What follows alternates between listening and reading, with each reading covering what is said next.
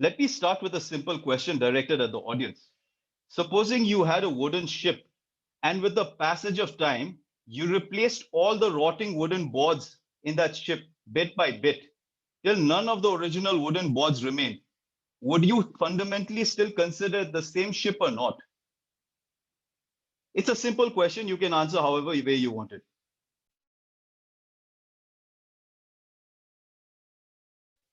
Anyone? Okay, so I'll proceed, right? So basically, this is also a thought experiment known as the ship of Theseus, right? And I will try to.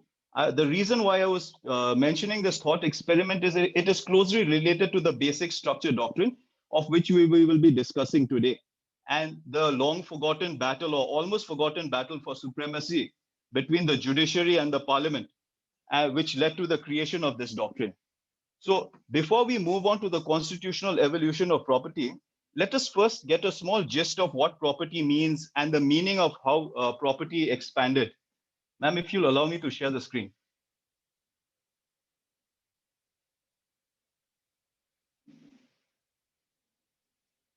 Now it's there. Okay. Is this visible to everyone? Yes, yes. Okay. So basically, today's topic is on the right to property, its brief analysis, and its evolution under the Indian Constitution, right? So we will talk about what is property, its evolution, a bit about the doctrine of eminent domain. Then we'll immediately move on to the evolution of right to property under the Indian Constitution. So the word property originated from the Latin word proprietas, that means ownership. And the Oxford Dictionary has also tried to define property as things or things belonging to someone. And not to forget, the Honorable Supreme Court has also attempted to define property more than once. And in fact, one of these definitions is in R.C. Cooper. The Supreme Court has defined property as means to the highest right a man can have to anything, being the right which one has to lands or tenements, goods or chattel, and it includes ownership, estates, and interests in corporeal things, and also rights such as trademarks, patents, etc.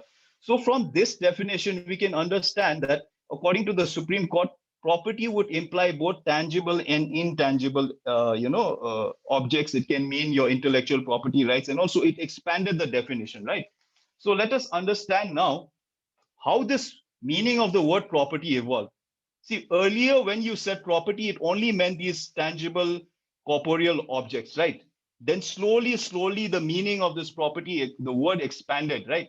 In 1651 onwards, there was this school of jurisprudence called the social contract theory, and proponents like Jean-Jacques Rousseau, etc., they started giving a more wider meaning to the property. Basically, the proponents of this theory said that the state, that is your country, was formed for protection of property. So thereby it slowly expanded, right? And then in the 15th to 17th century, there existed these courts called these chancery courts. Okay, these chancery courts are akin to tribunals of today. They did not follow proper procedures of law, and they passed judgments based on equity. And they mainly dealt with commercial matters. So therefore, these courts attempted to give a broader meaning to property so that they could dispose of matters faster. So that's how it evolved, right? Eventually, afterwards, constitutions of the world also started involving property rights into their constitution. Like in 1791, the French Constitution, although this constitution of France as it is now has changed, there's another constitution, but this is just to give you a brief idea of how property rights started being, considered by the emerging states and all. So in 1791, even the French Constitution said that it will guarantee you your right to property, but it also said that in the event that your property is deprived from you, you will be indemnified by it, right? And also in the same year, 1791, the American Constitution was amended by the Fifth Amendment. And this amendment also, if you read it, it says that your private property will not be taken away from you without just compensation, right? And in 1868, also, again, the American Constitution was amended by the 14th Amendment. So over here also, it imposed certain restrictions to the state. It says that your property, your privileges, etc., will not be deprived from you without the due process of law, right? So accordingly, the next slide. So even the Irish Constitution had similar things. This was in 1937. So as you can see, right from early till 1937, property rights are slowly being considered by the state. They are giving you some rights. So the Irish Constitution also said that it will not attempt to pass a law that abolishes your right to private ownership of property. So, basically, when you see all these laws, it will show you that it has some, influence by the doctrine of eminent domain. Now, in short, let us discuss what the doctrine of eminent domain is. So, the doctrine of eminent domain basically means that the state or the king during that time had the power to deprive you of your property in the interest of the public, right? So this eminent domain was first coined by Mr. Hans Grotius in 1625 in his book Del Jure Belli Ac Passis. This, it also means on the law of war and peace. And he coined the term dominum eminens. So basically in Latin, it means supreme lordship. And in exact words, what he said about eminent domain was the property of a subject is under the eminent domain of the state, so that the state or he who acts for it may use and even alienate and destroy such property, not only in cases of extreme necessity, but for ends of public utility, to which ends those found civil society must be supposed to have intended that private ends should give way. So basically, what you can see is eminent domain creates two kinds of rights, a superior right and an inferior right. So your right to property is an inferior right, and the state's power to deprive you of that property is an superior right. So these are two of these things that were used by the framers of the Constitution to create property rights subject to certain controls, right? So let us first talk about a brief background of what India was when the Constitution came into force and a few years prior to that. So when India at that stage, its economy had been integrated to the world economy.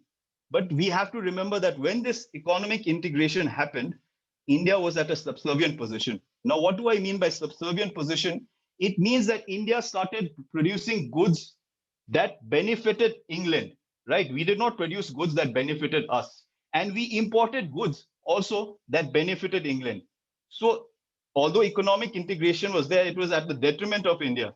And on top of that, in particular, according to land, most of the land was owned by zamindars, money lenders, etc. And by 1940s, almost 70% of the land was controlled by zamindars. Landlords had controlled it. And interestingly, the colonial government was only interested in land revenue collection. They were not interested in actually ensuring that agricultural production was increased, etc. People were still using very old means of agricultural tools, etc. They barely use modern fertilizers, etc. And interestingly, the numbers will shock you. Okay, in 1871, the landless laborers in agricultural sector was 13%. 1871. It grew up all the way to 28% in 1951. So that was the condition. Few people owned vast tracts of land and there were landless laborers everywhere.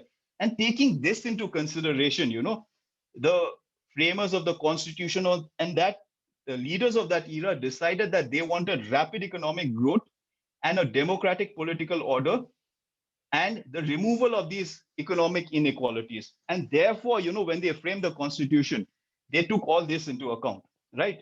Now let's move on to the Indian Constitution.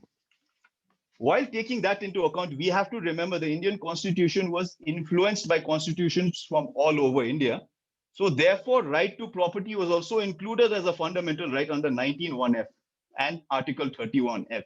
So if you see your screen, right, this was the original Article 31 and 19(1)(f). And this I managed to get it from a PDF copy of the first Constitution because it's very difficult to find the unamended versions of the Constitution. This was in some US library somewhere in a PDF format. I can give it to the students and to the the college if they require. It's around 100 MB.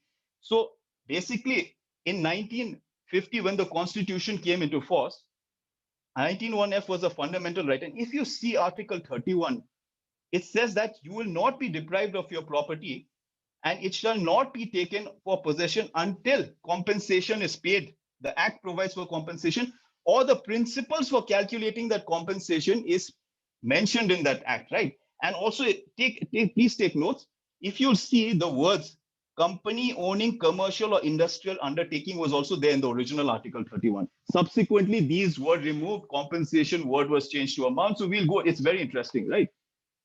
And also, if you continue to see Article 31F, there are restrictions to this safe clause under subclause 2, So basically, under subclause 4 and subclause 5, it says that this protection that you get for your property under subclause 2 is subject to two things. Okay, one is under subclause 4. If there was a bill pending in the state legislature during the commencement of the constitution, right, and it received presidential assent, it will overrule the protection under subclause 2.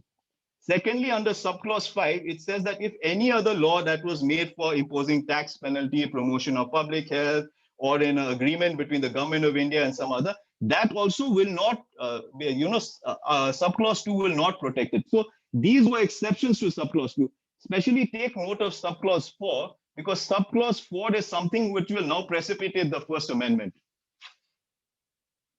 Now, interestingly, the First Amendment was precipitated by this. Okay, in 1951, what happened was the Bihar Land Reforms Act was passed, and a Kameshwar case was heard by the High Court of Bihar. Okay, so basically, the Bihar Land Reforms Act wanted to transfer all the land that were owned by people up to a certain extent, and it included your trees, your mines, minerals, etc. Right? So over here, the petitioner was a zamindar whose land was taken away by the state by a notification dated 24th of September 1950, right? So now if you've seen that this law in technicality have gained the protection of the subclause 4 of Article 31, but here the Supreme Court, I mean the Patna High Court, did a very different interpretation. It said that even if this law is protected by subclause 4 of Article 31, it would still be hit by Article 14, that is your right to equality. Now, why did they say it? They said it because that when compensation was given under this act, they were creating differences of compensation. So therefore, this act said that we will not pay you compensation if you have non-income producing trees or your mines are closed, So they said you cannot have inequality of compensation merely on your whims and fancies. Another very interesting thing that the High Court of Bihar observed was that, you have to show that how the community benefits when you take away all this property. Over here, what is happening is all the land is being taken and one super zamindar was being created. That means the state was being made a zamindar. So those were two very critical observations that the Patna High Court, passed in this Kameshwar Singh case. Now, at the same time, other high courts had actually upheld Land Reforms Act, okay? So now what happened was the First Amendment was passed directly to overcome this, confusion with regard to the precedent set by Kameshwar Singh case and all. So what the First Amendment did was it added Article 31A and 31B. Okay.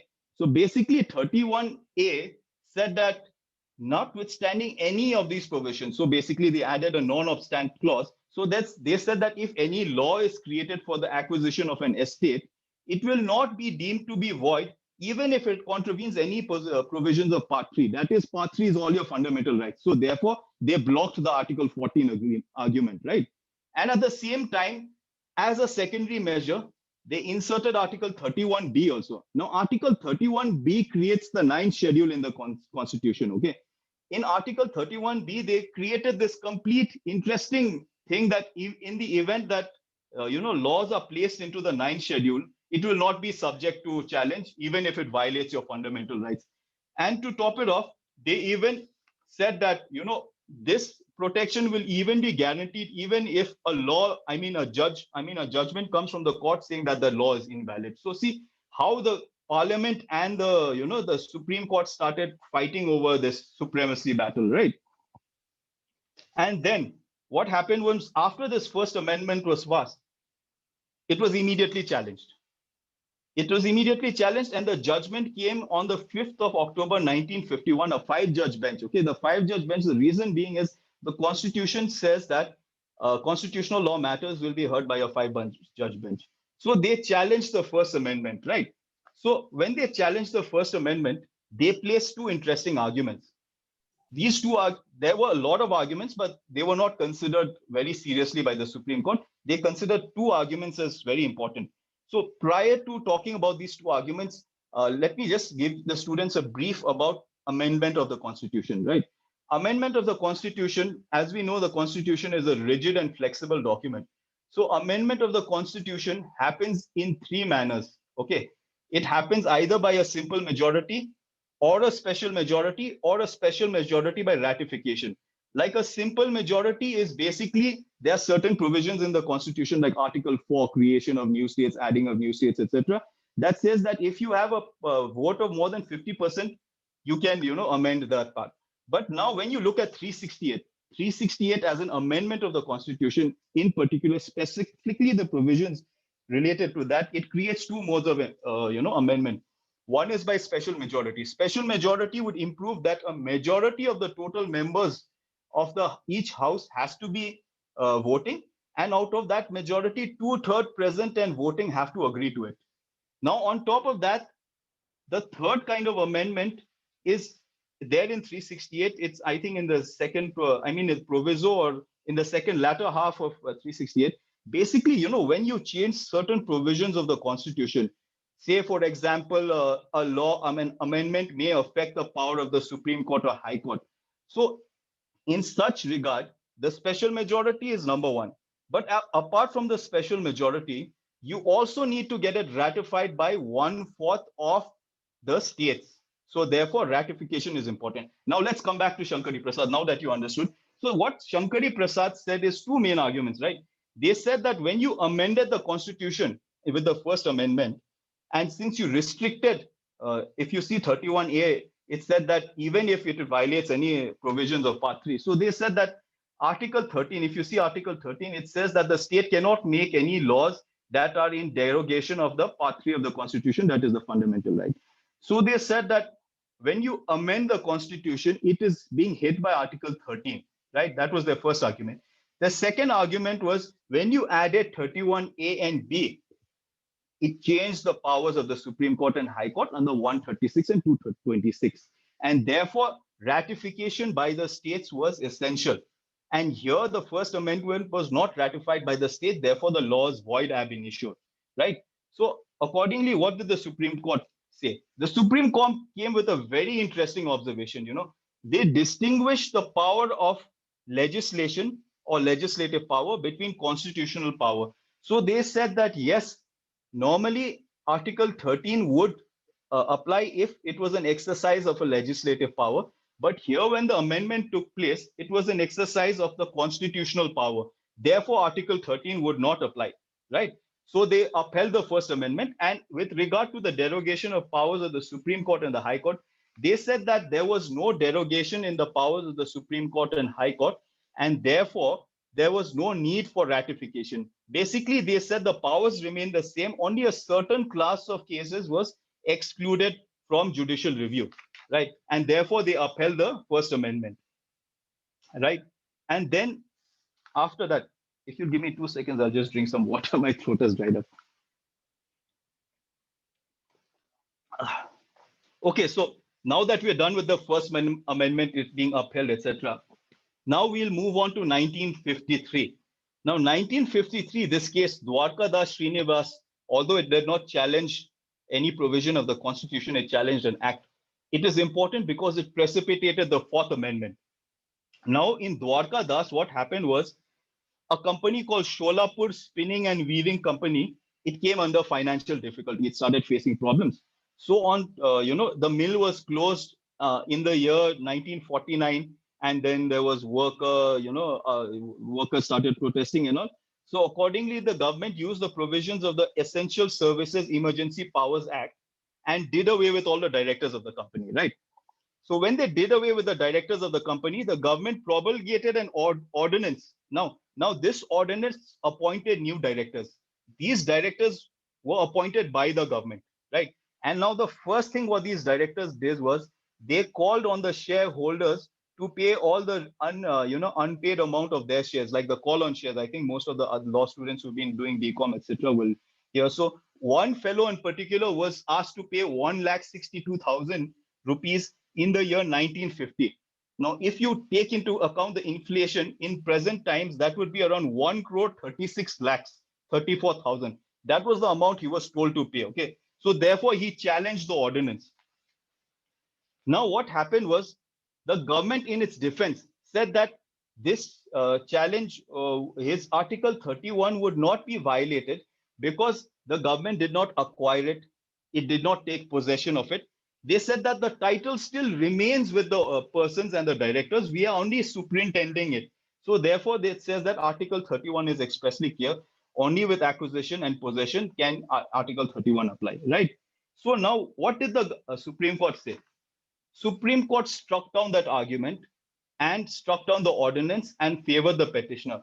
And there's a reason why it favored the petitioner. It says, it said that it is one thing to superintend the affairs of a concern, and it is quite another thing to take over its affairs. Under the guise of superintendence, the state is carrying on a business of its own, right? They also observed that the company is debarred from carrying on its business in the manner and according to the terms of its charter. Its old complexion stands changed by terms of the ordinance. Now, most importantly, this is a very interesting point they made. In the present case, practically all incidents of ownership have been taken over by the state, and all that has been left with the company is mere ownership, mere paper ownership. Therefore, because of these reasonings, they struck down that ordinance and said that his right to property under Article 31 was violated, right? Therefore, now because of this judgment, the parliament again came into the picture. Now, the parliament came into the picture and again amended Article 31, subclause 2. In fact, they substituted the entire subclause 2 of Article 31, interestingly. See, at their whims and fancies, they'll keep on amending, right? They also inserted 2A to Article 31, and they also amended Article 31A, and they substituted here also, instead of just changing words, they substituted the entire subclause 1. Now let's see what actually they were trying to do. So they substituted subclause 2, and they said that, if you notice now the word industries, etc., are not there. Have you noticed? The original 31 had the word industries, etc. So they reduced the scope of subclause 2 of Article 31. And also they said that such law will not be called in question on the ground of compensation, that the compensation is not adequate, right? And expressly taking into account the earlier case, they inserted 2A to Article 31, where they said that in case just possession is, if there is no transfer of that property's possession or ownership, then it will not be considered as compulsory, acquisition. And now, when you look at Article 31A, the nature of Article 31A completely changed now.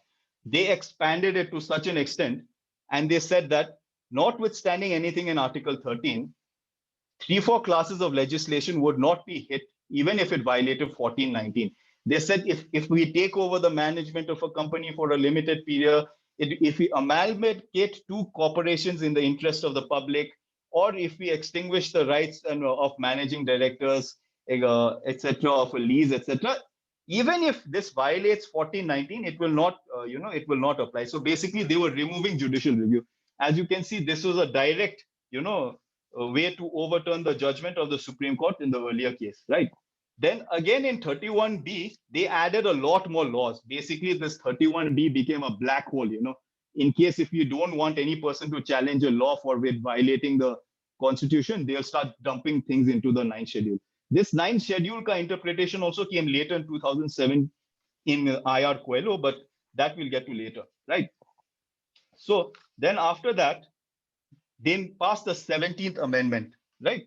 17th Amendment, what happened is they added a proviso, not very important, because what they did was taking into account that 31A ka scope was getting really out of hand. They said in the event the state cannot make laws for acquisition of land of people who are using it for personal cultivation and whose amount is below the land ceiling limit, so compensation will have to be paid, etc. Right? So 17th Amendment added more laws also. Now, because of the 17th Amendment, the challenge also happened in Sajjan Singh. Now, Sajjan Singh, what happened is Sajjan Singh, although the court, what should I say? The court did not favor the petitioners and struck down the challenge. Something interesting happened in Sajjan Singh. In Sajjan Singh, when they challenged the 17th Amendment, okay, they used the same arguments made in Shankari Prasad, that this process of ratification under 368 was not followed, etc. And therefore, there was derogation of powers of the High Court and Supreme Court, and etc. So the bench dismissed it because Shankari Prasad had already settled the law that it was not, derogation of powers, right? But however, two judges expressed certain reservations because at the rate fundamental rights were being amended, two judges expressed reservations on this. And here is where you see the seeds of basic doctrine actually being planted, that eventually emerged in Kesavananda Bharti. Justice J.N. Madolkar and Justice Hidayatullah expressed reservations on this constant amendment. Let me say one line from this judgment when they expressed this reservation, in relation to basic structure. They say, we may also have to bear in mind the fact that ours is a written constitution. The Constituent Assembly, which was the repository of sovereignty, could well have created a sovereign parliament on the British model, but instead it enacted a written constitution, created three organs of state, made the union executive responsible to parliament, and the state executives to the state legislators, erected a federal structure and distributed legislative powers between parliament and state legislatures, recognized certain rights as fundamental, and provided for their enforcement, prescribed forms of oath of office or affirmations which required those who subscribe to them to owe true allegiance to the Constitution, and further require the members of the union judiciary and of the higher judiciary in the states to uphold the Constitution. Now, this is the most interesting part. Above all, it formulated a solemn and dignified preamble, which appears to be an epitome of the basic features of the Constitution.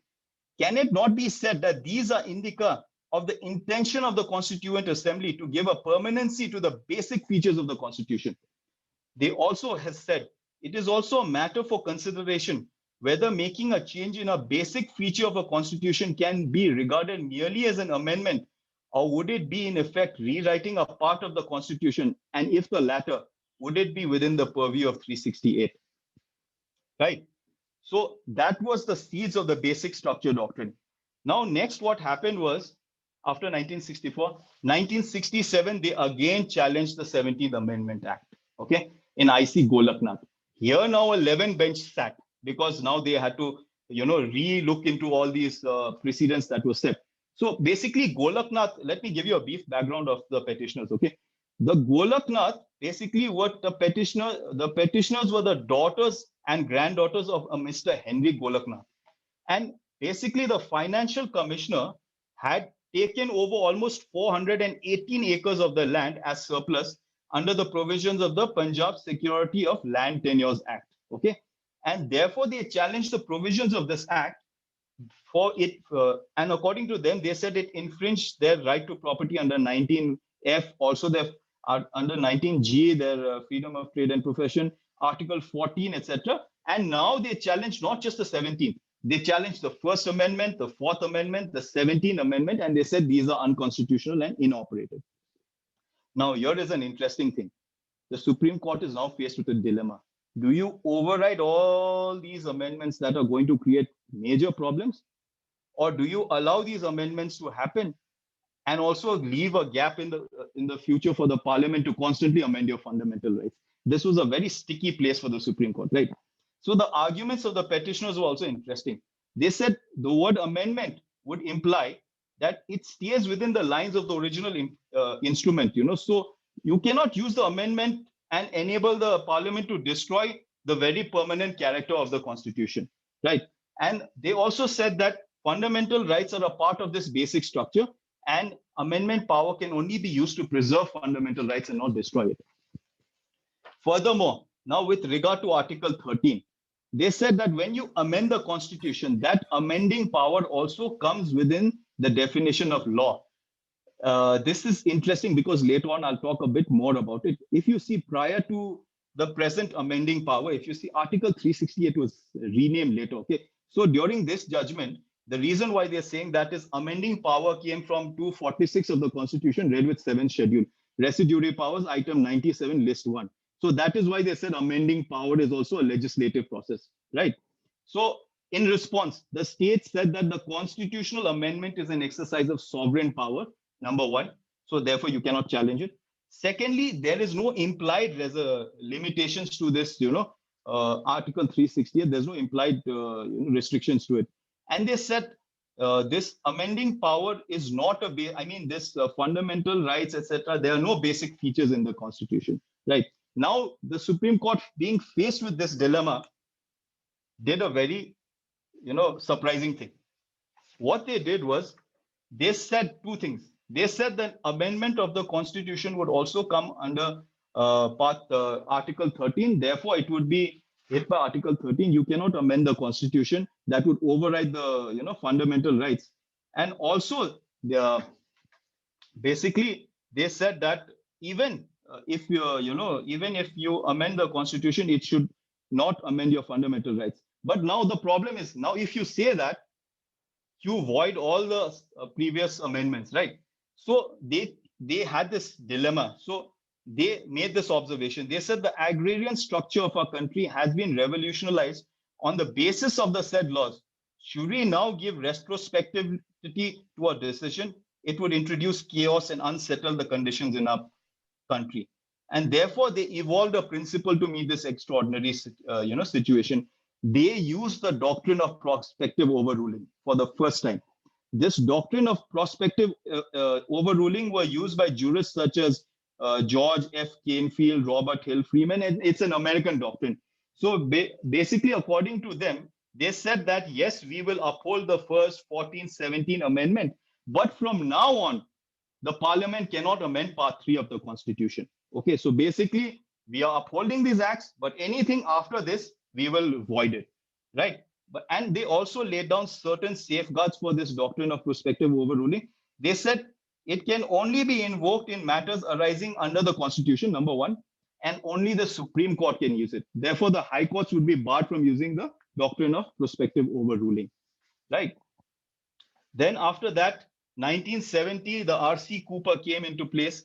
Now, basically what will happen is, because of this Golaknath case and R.C. Cooper case, you will see further amendments and a more tussle between the parliament and the courts. So R.C. Cooper case is interesting because, let me give you a brief background. Mr. R.C. Cooper, basically, he was a shareholder and a director of 3-4 banks. That's the Central Bank of India, the Bank of Baroda, and the Union Bank of India and the Bank of India, and he had fixed deposits there also.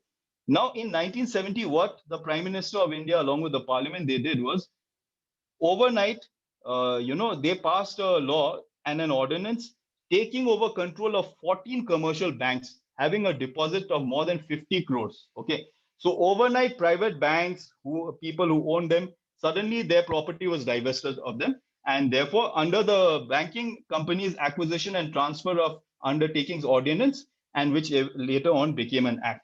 So Mr. R.C. Cooper challenged this act and this ordinance.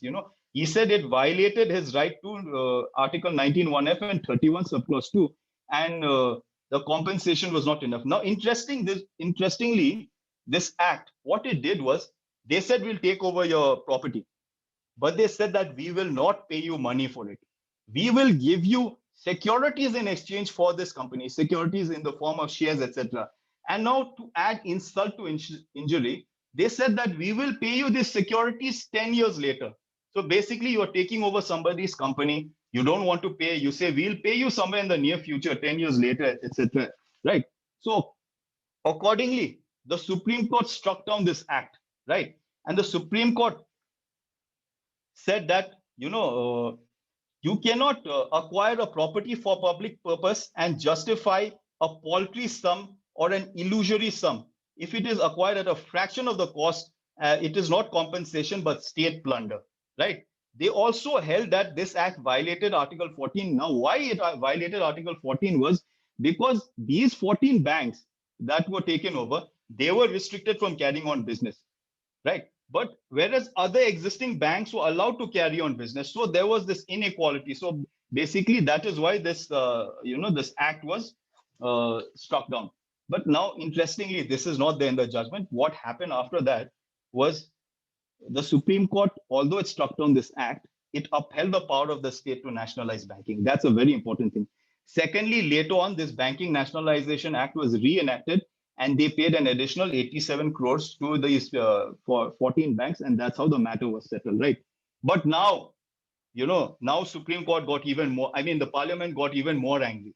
So now they passed the 24th, 25th, and 29th Amendment Act. I'll talk to you about this in sequence in a quick manner because we may have paucity of time. So 24th Amendment, they said, they inserted a clause in Article 13 only. They said that anything that is made under Amendment of 368 would not, Article 13 would not apply to it, right? They also amended Article 368. They say that any, notwithstanding anything, the Parliament may, in exercise of its constituent power, amend any provision of the Constitution. And again, they added a clause to that, Article 368 also, that ensured that Article 13 was not attracted. Now, 25th Amendment, see, this was made, 24th was made on the 5th of November, 1971. 25th came in 1972. Now, 25th was very clever. You know what they used? They used the word, remove the word compensation and use the word amount. Because what was happening, if you see the previous cases, was compensation was being interpreted by the Supreme Court to mean that certain principles have to be applied, some fair amount has to be paid. Now, when you use the word amount, the Parliament started, trying to convey the message that we will pay any amount and it should not be questioned in a court of law. That is why the word compensation amount was changed in the 24th Amendment, right? They also inserted subclause 2B into this, and they inserted Article 31C. Now, Article 31C is very interesting. What Article 31C did was, they said that in the event the Parliament or the state legislature makes any laws in pursuance of Article 39B and C, that is in the Directive Principles of State Policy. 39B and C would be control of material resources of the country and of a place, and also of ensuring that economic power was not concentrated in one hand. So they said that if we make a law in pursuance of the directive principles on the 39B and C, it will not be held void under Article 13 or 14 and 19, and it will, it will not, you cannot even challenge this in judicial review. So finally, due to this 24th, 25th, 29th Amendment, right? 29th Amendment is just a passing note, but it precipitated Kesav Nanda Bharti because what they did was they added the amendments to Kerala land reforms into the 9th schedule. Let me just take a 2-second break. My mouth is dry. Okay, so basically Kesav Nanda Bharti, what happened was the 24th, 25th, and 29th Amendment were challenged. Now you can see how much battle is going on. Okay, a brief background of the petitioner. Kesav Nanda Bharati was basically a religious person of the Kerala Mutt, a religious institution. And what happened is his Mutt's land was being taken over by the Kerala government under the Kerala Land Reforms Act. Okay. Now, while this challenge was going on, they passed the 24th, 25th, 29th Amendment, and they added these amendments to the Kerala land reforms to the 9th schedule. So therefore, this matter was admitted by the Supreme Court by a 5-judge bench. And finally, in 1972, it was referred to a 13-judge bench. So this 13-judge bench is basically that passed the this Kesav Nanda Bharati judgment. Now, everybody talks about how Kesav Nanda Bharati was a landmark judgment, but there's a very interesting thing. Kesav Nanda Bharati is basically the judiciary's attempt to reduce the power of the Parliament from being misused without, how should I say, getting into an open conflict with the government. So what actually happened? Eventually, the 24th, 25th, and 29th Amendment were upheld. Basically, the fallout is the judgment sounds all great and grandeur, but reality was all these amendments were upheld, right? And the majority, but they laid down the basic structure doctrine. Now, the basic structure doctrine was basically a safeguard. So the majority, especially Justice Sikri, used the principle of ex viceribus actus. Basically, he's saying you cannot look at a provision in isolation. You have to look at the act as a whole. Therefore, the Parliament, when he looked at the act as a whole, he said that the Parliament cannot repeal the Constitution. Furthermore, he also gave a lot of primacy to the preamble, because he said that the preamble basically is a guidance document. The preamble says these are the basic features that the Constitution should have, and therefore, if any amendment happens in contravention to these basic features, right, then it would be struck down by the Supreme Court, by the basic structure doctrine. It was a judge-made law, right? So basically, when this importance to the preamble happened, it overruled the earlier judgment of the Supreme Court, and I think Beru Bari.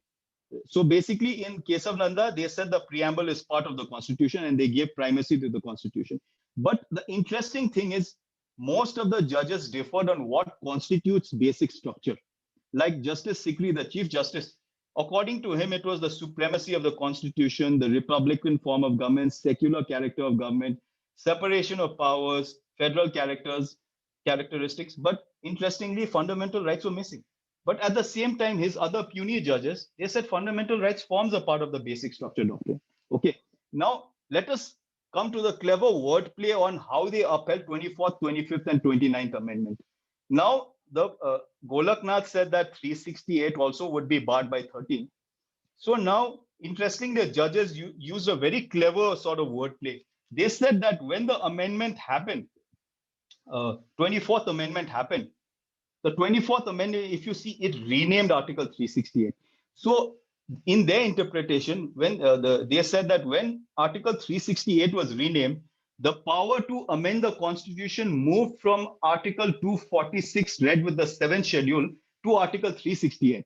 So therefore, even if 368 was originally of a legislative action, which could be struck down by Article 13, the moment the 24th Amendment happened and the power of amendment went directly to 368, that means it held a higher power, And he said that therefore, 368, this challenge under 13 cannot be held because, and therefore upheld the 24th Amendment.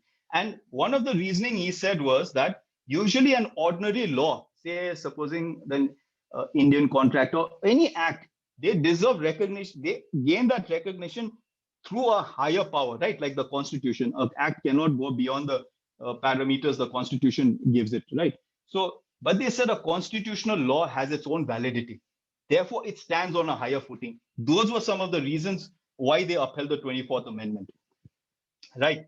Now, 25th Amendment also, they upheld it on a very colorful interpretation. They said that even if the word compensation is removed and the word amount is used, even the word amount would also mean that it is in payment in lieu of deprivation of property, and it will be determined by the principles set forth by the legislature.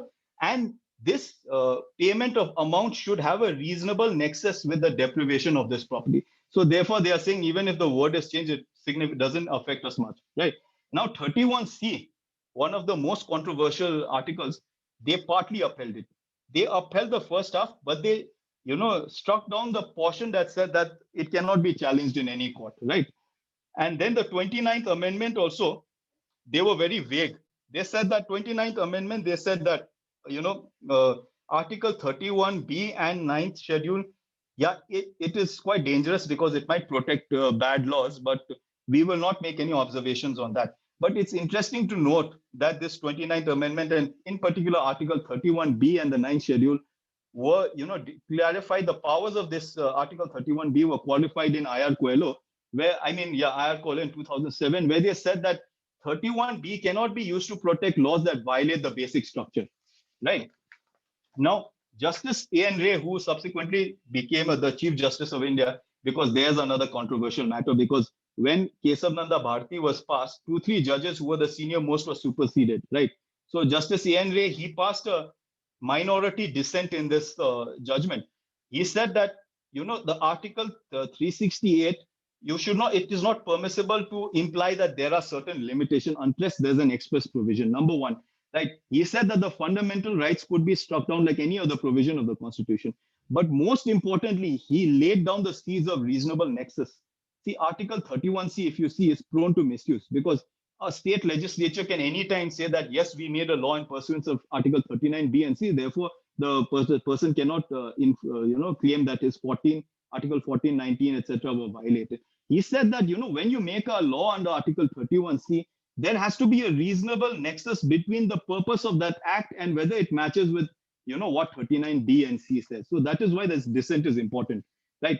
Accordingly, now the 42nd Amendment came into play. Now, see, 42nd Amendment is a watershed moment in India's constitutional history because a lot of amendments happened. Okay, I am only going to mention the amendments that were directly going to affect the right to property. But in orally, I'll tell you, 42nd Amendment tried to restrict the powers of the Supreme Court and High Courts to a large extent.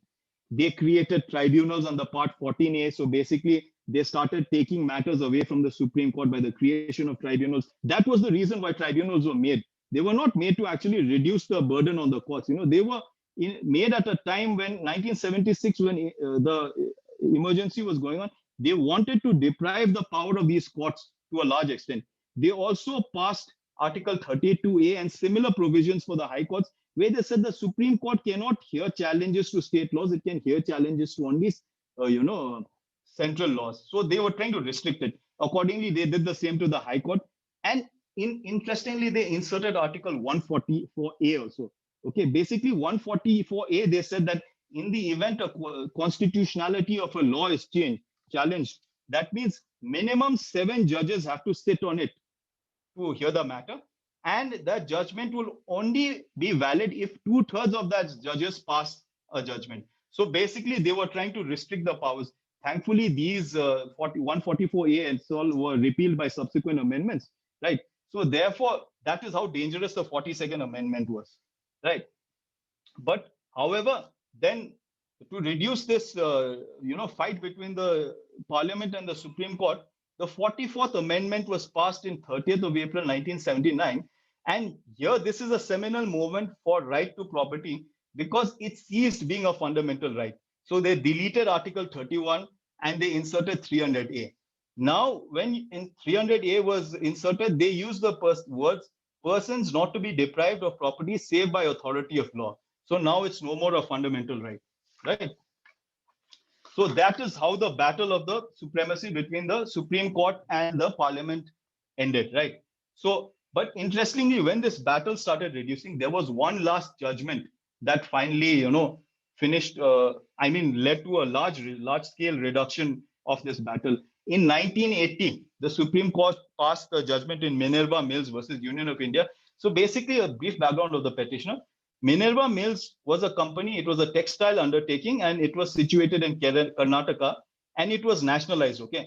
So it was nationalized under the provisions of the Sikh Textile Undertakings Nationalization Act, and the government appointed a committee, the committee gave a report, and then it was taken over the management of the company. So these petitioners, the owners of this company, challenged the validity of this act and also Section 4 and 55 of the 42nd Amendment. If we go back, if you see the 42nd Amendment, this is Section 4 and 55.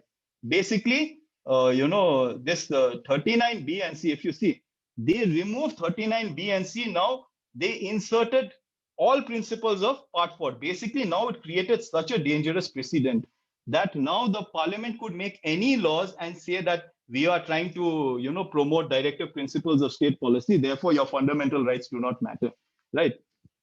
So therefore, it created a very dangerous proceeding. So then when this was challenged, the Supreme Court struck down both these amendments of the Section 4 and 55, saying that, they, in relation to Article 368, they said the Constitution had conferred a limited amending power on the Parliament. And therefore, this limited power cannot be used to give itself absolute power. That is a very good reasoning, I would say. And, they said that this limited amending power can also not be used to destroy the basic structure of the Constitution. Right. Now on Article 31C, now what had happened was there was a disbalance. DPSP was above Part 3. So when they analyzed this amendment to 31C, they said that the Indian Constitution is founded on the bedrock of the balance between Part 3 and Part 4. So basically the reasoning is there has to be a balance between Part 3 and Part 4. And to give primacy over one to another would disturb this harmony. Therefore, the balance between DPSP and fundamental right is an essential feature of the Constitution, and anything that destroys the balance between these parts will be ipso facto destroy the essential element of basic structure. Therefore, they struck down both these amendments, right? So that is how now we are back from the brink of doom. And that is another reason why I mentioned the ship of Theseus. Now, if you amend the constitution so much, would it still remain the same constitution? That is why the ship of Theseus is an interesting, correlation to the present discourse, right? So now in conclusion, right to property is no more a fundamental right. That is understood. But now, even despite the removal of this as a fundamental right, the laws depriving property have to conform to these provisions, Article 300A. That means the deprivation of property should happen only by authority of law. And now 300A being such a short sentence, the Supreme Court has elaborated on 300A, so that there is no mischief played. They have said that, you cannot exercise this power of eminent domain, and if you do exercise this power, reasonable compensation has to be paid. This was in Hindustan Petroleum Corporation versus Darius Shapur, right? And then in a number of judgments like Tukaram Kana Joshi, a lot of constitutional bench judgments, Ahmedabad Municipal Corporation versus Ahmedabad Green Belt, Khedut Mandal and others, Vidya Devi, and most interestingly, DB Baslet versus Collector East District, Gantok. This is a case from Sikkim. Here, what had happened in short was this person's property made the department had created a structure. And eventually, when he went to court, the High Court also dismissed his petition saying you came late, etc. But when he went to the Supreme Court, the judgment came out in 2020. The Supreme Court held that the right to property is not only a constitutional or a statutory right, but also a human right. And the obligation to pay compensation, although not expressly included in 300A, can be inferred in that article. Now, most importantly, now when you say, look at 300A, if you see 300A, it says no person shall be deprived of this property save by authority of law. That's a very vague term, right? So, but the constitutional bench of the Supreme Court in Jilubai Nanbai Kachar versus State of Gujarat in 1994 reduced this ambiguity, so that it would not be misused by the state. They said that this deprivation of the property shall only be by authority of law would mean that it has to be done by a law passed by the parliament of the state. It cannot be just an executive fiat or an order. So the government cannot just make an order saying, I'm going to deprive you of the property, right? It has to be by a law made by the state or the center. And on top of that, the word deprivation was also clearly elaborated by the Supreme Court. They said this deprivation means not just acquisition, it also means requisition and dispossession. Because see, what happens is sometimes when you go to the court and you said, my property has been taken away from me, the state councils will make a submission that no, the title still vests with this person. We have only taken possession. Therefore, it is not an acquisition. But now when the Supreme Court has clarified on the word deprivation, it would mean that even if you have been dispossessed, Article 300A will hit. That is how Article 300A has been elaborated by the Supreme Court.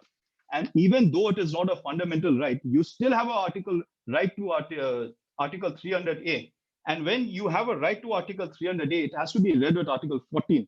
Because when there is a law for deprivation of the property, like the Land Acquisition Act, it has to be done within the parameters of that law or any other law. The state cannot deprive you of your property just like that. And that is why the writ jurisdiction can be imposed. But it is quite a complicated argument to make. And sometimes it works, sometimes it doesn't. And I think that I would like to conclude my presentation to all of you. Thank you.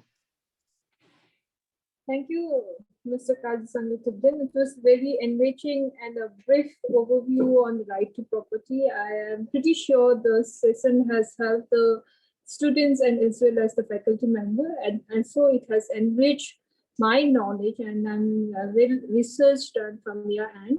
And now we are open for the questions and answer round. If there's any, I request all the students or the faculties who have any question, you can put up. Right.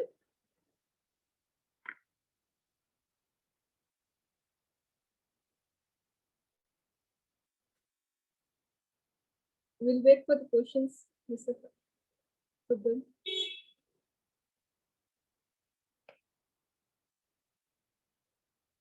Is there any questions, any queries?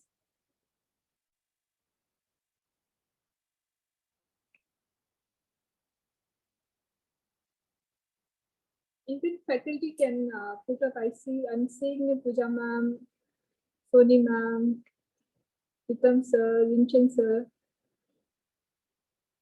even Dr. Sambhavna is there.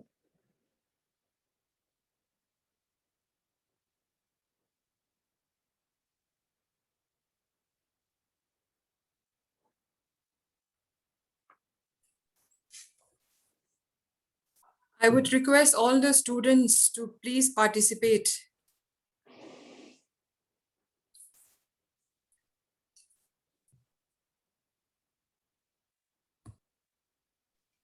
I think it was a very long topic. So, yeah, it is pretty boring and it's so vast that it's very, how should I say, it gets very boring when you try to compress it into a very short span of time. But it was indeed a well research done from your end. I'm pretty sure if they are listening it, I'm pretty sure they have had a knowledge about it.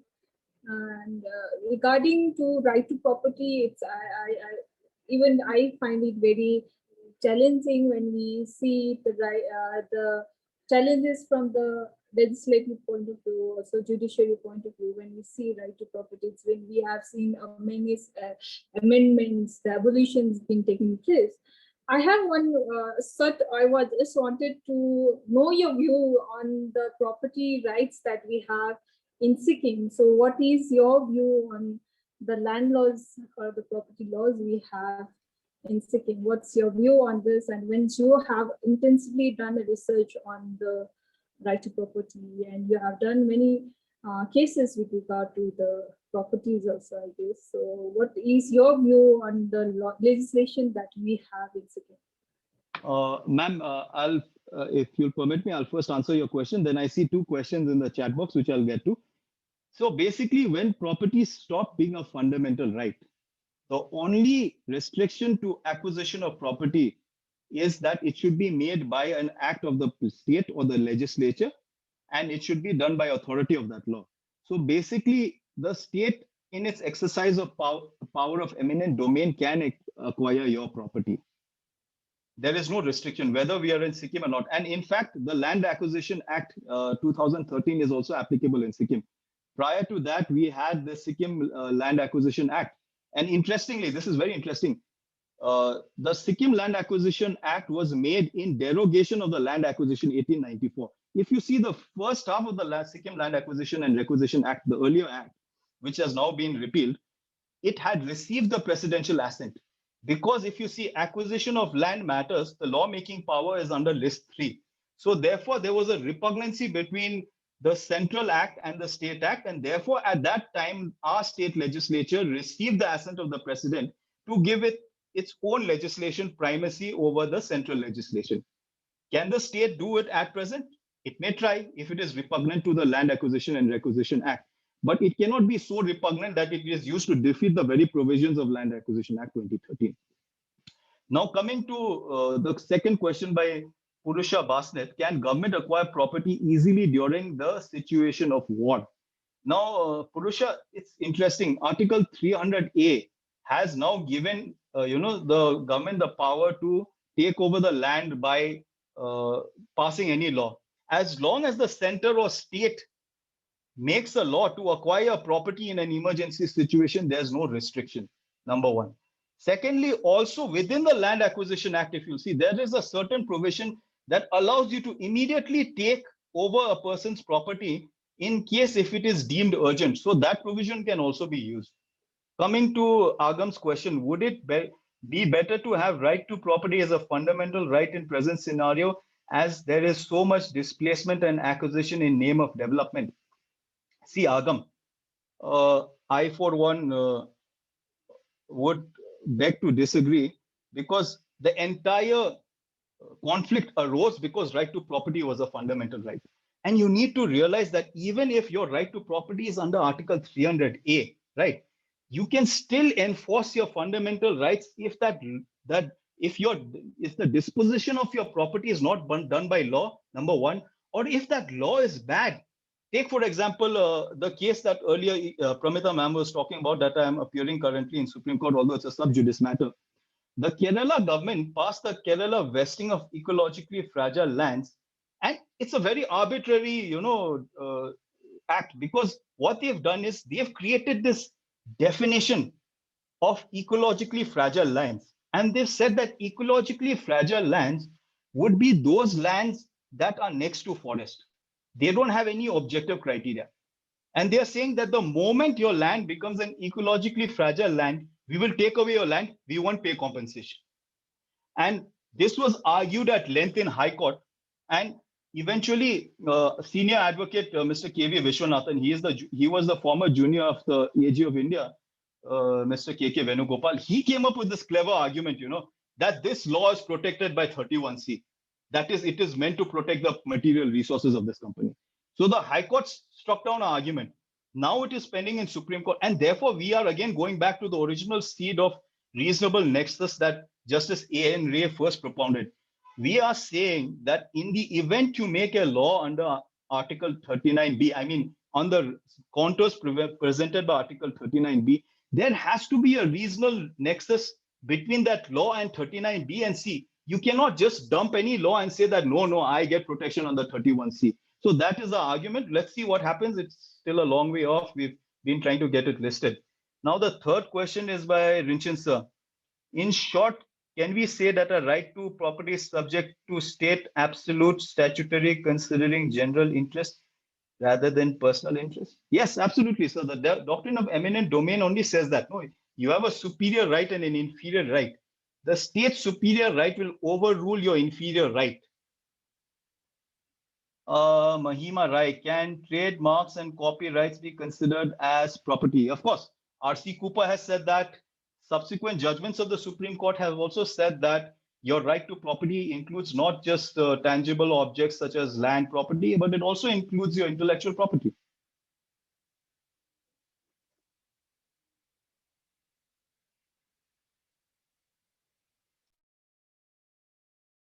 Any other questions?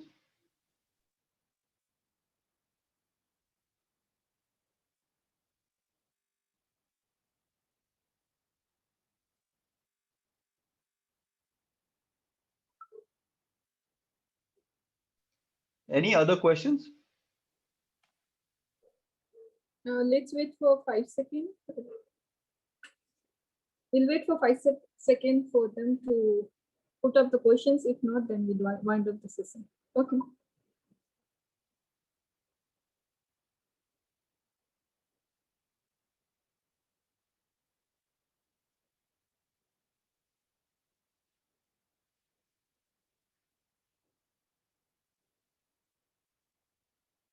I see one more question by Purusha. Is agricultural land an exception with regards to acquisition? Now, Purusha, if you see 31A is made specifically for that purpose, 31A protects laws that are made for agrarian reforms. 31A is in the field of agrarian reforms, how 31C is in the field of industrial sphere. So 31A lays down the broad contours of how a law has to be made for acquisition of agricultural land. And with the 44th Amendment, they've also said that in case if you take over a land that is below the ceiling limit of a person who's personally cultivating it, you have to pay market value for that land. But now that the Land Acquisition Act is there, these problems have already been now taken into account, that even if 31A gives the parliament the power to make laws that would, be in derogation, the parliament in its wisdom has passed the Land Acquisition Act. So you get a fair amount for your land in the form of solatium, etc.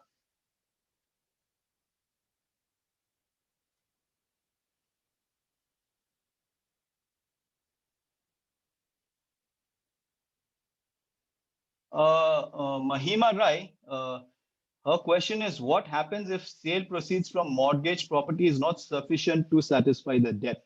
Now, this is totally, not completely in the realm of constitutional law and in fact, Article 300A, but there is an interesting judgment by the Supreme Court.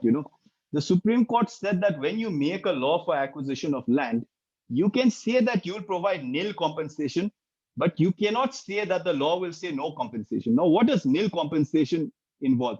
Nil compensation involves that supposing I have a land, and it is mortgaged and there is some loan pending, the government will pay that loan and then take over the land.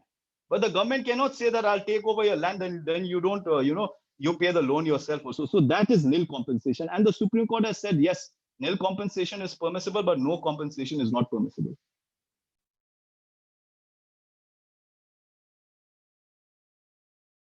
Okay, so I have a question from Ashamita Moitra, who says, we have heard about you a lot from the faculty members. We would like to know in brief about your journey from ICFI till here. It will be a pleasure for us to know. Okay, I think this journey, my faculty members, especially Pramita ma'am, Sambhavna ma'am, who have worked with me, would know most of my journey, and it may seem very boring.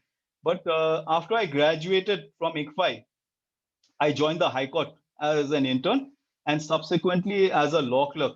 And, I would really like to thank Honorable Justice Meenakshi and Justice Bhaskar, because they actually gave me the foundation knowledge that helped me, how should I say, gain more interest in the profession, refine my skills more. Because if I hadn't been taught by them, I would still be very, how should I say, not very interested in the field of law or very good at it.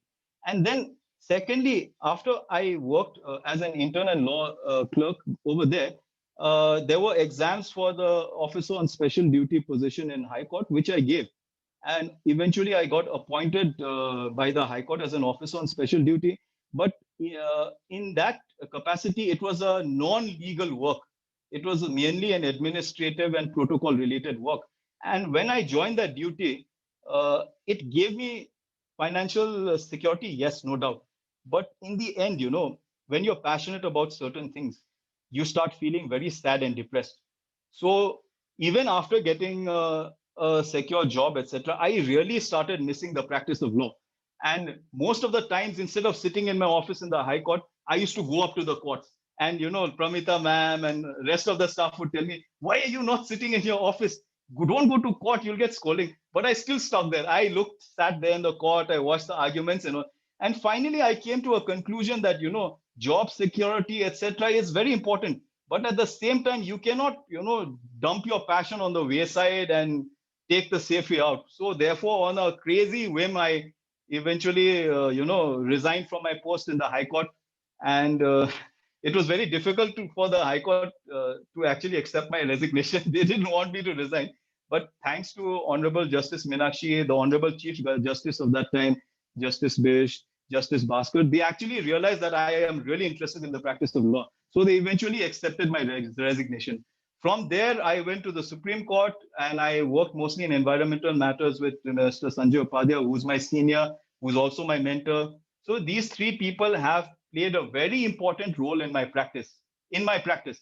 But in terms of my academics, I would attribute it to the faculty members of ICFI, all the way from Pooja ma'am, Soni ma'am, Sambhavna ma'am, Pramita ma'am, and all, because they laid the foundation, the interest for me in the law.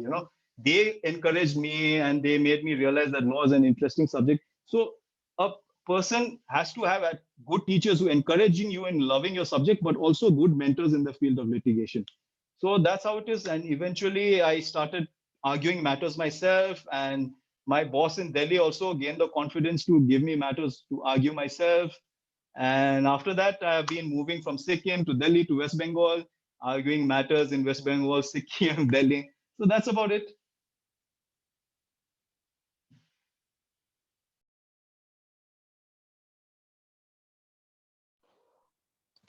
Okay, sorry for the interruption. Actually, I was just trying to write down the question, but I think there's some kind of technical problem out here. So there is a question from my side to you, Sange. So I just like to ask you that do you believe that that prior to this 44th Amendment, the then government was simply making a gimmick of these provisions and right to privacy just to ensure that things goes as per their interest? Of course, ma'am, you're partly right. You're partly right, ma'am, because see, there was a huge battle between the Parliament and the Supreme Court, and that is why I felt it is important for law students and people to know about this ongoing battle between the Supreme Court and the Parliament, this battle that is almost lost in the pages of time. And it was, I would say, with my respectful submission, it was also a battle of ego because the parliament wanted to assert its dominance. But initially, the Supreme Court was quite hesitant to assert dominance. But when it realized that this dominance of the parliament may be misused to an extent where, the constitution doesn't remain the same, people are completely deprived of their fundamental rights, the Supreme Court finally stood up to the challenge and, came up with this basic structure doctrine.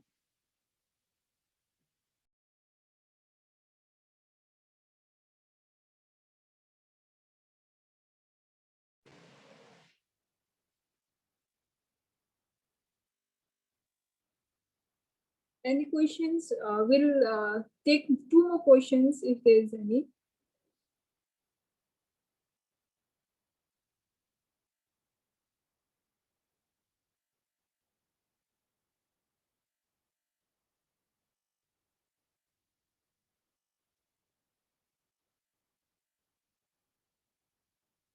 If you could not type, you can unmute yourself and raise the questions if you have any questions. By the way, ma'am, sorry to interrupt you.